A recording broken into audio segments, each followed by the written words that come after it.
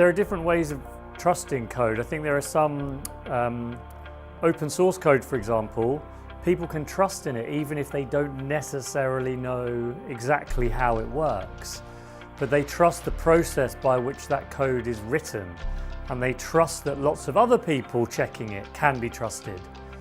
And I think that's an important distinction, because for many of us in many aspects of our lives, we can't trust every tiny little mathematical detail because we don't understand it. What we need to be able to do is trust the people that make it, or trust the people that check it, or trust the way that it's been made. And when you see it that way, there's some sorts of code that I think you probably can trust. I trust that the Tor web browser will let me browse the internet anonymously with a pretty good level of security. I don't know how it works, but I do trust it. I would love to see neither relying entirely on old people who got us into this trouble, nor young people who I think we just assume are digital natives, so they understand what the answers are and they'll figure this all out. Because, yeah, true, older people might be less familiar or at ease with some of the technology, but they have skills and ideas and wisdom to bring. And some of the young people are innovative and creative, but maybe they can't imagine anything else because they've thought of nothing else but this digital society in which they've grown up. So to me, the ideal scenario is to sort of not assume that neither young nor old are going to have the answer, but figure out what are the different skills that different people are bringing into this, and how can we work together to figure out these problems. So I'd love to have young, brilliant, gifted, digitally enabled young hacker and some old philosopher, and they sit together and figure out how to solve this. God, I mean, what comes in mind is Generation Me, I suppose, or Generation Self, or iGeneration.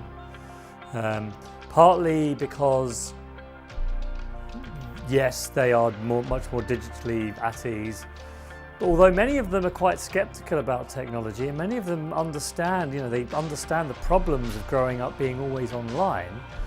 So, but it's what I find interesting about that generation is the relationship between the norms that they get through their technology and the social ideas that they have, or the norms that they have politically or socially. So I think they'll have very different expectations of politics, or where to work, or what friendship means, and all these different norms that have kind of come through a very different experience of growing up with tech than I had.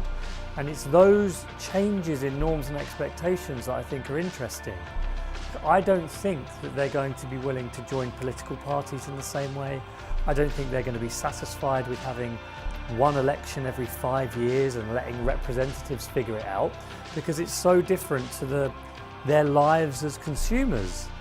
And so I think, to me, we're going to have to really figure out how our social and economic and political institutions change as the norms have changed, driven by that technology. Well, technically, I did want to say that the book should have been called How the Internet as Currently Constituted is Undermining Modern Liberal Representative Democracy, which is the democracy we have and understand. And it's slowly undermining it in lots of different ways that we often don't see. I don't say it's killing it immediately overnight, but it's gradually going to erode the institutions that make it work, and people will stop believing in it. It could be an okay thing if we can figure out what new institutions to build, or if we can figure out how to strengthen them. But the core of the problem is that we've got this huge amount of personal individual power with our technology. We haven't quite got the norms, wisdom, expectations or institutions to sort of control and manage that power. So that's our great task, not to smash things up, but to reorganise society so they can work together. I've written about this in other places, the idea that the possibility that the nation state no longer will be a meaningful unit of organisation for politics at one point, but always beware of that backlash.